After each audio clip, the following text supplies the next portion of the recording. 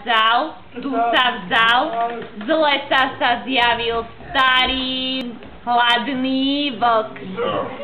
Pribehol k prvému domčeku a vraví: Prasiatko, otvorže mi domček, vonku je zima, fúka a prší, chcem sa u teba zohriať. Aj keď vonku fúči, nepustím ťa si vyvrať. Keď zadúpem a zapúkam, domček ti rozfúkam.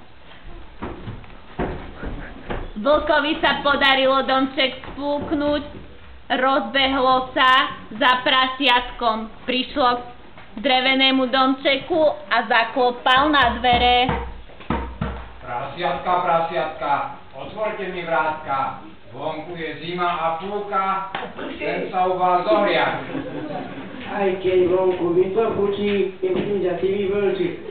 Keď zadúpem a zapúkam, domček vám rozfúkam. Vlkovi sa podarilo spúknuť domček, prasiatka sa rozbehli, utekali a skryli sa u svojho bračeka.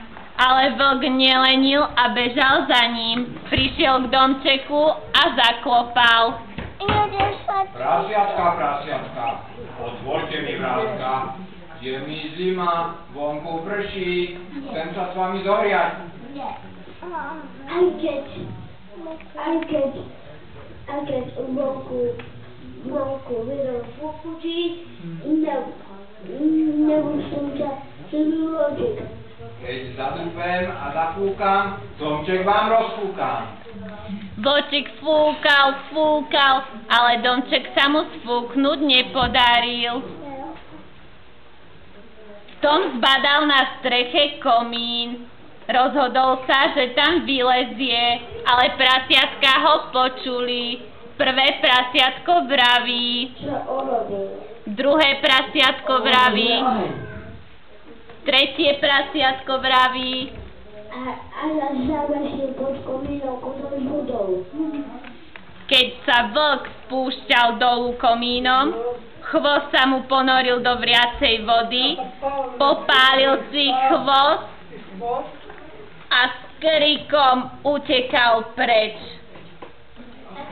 A odtedy vlka nikto nikdy nevidel.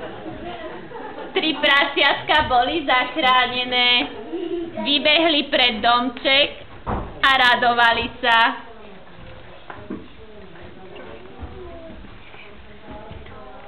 Maruška.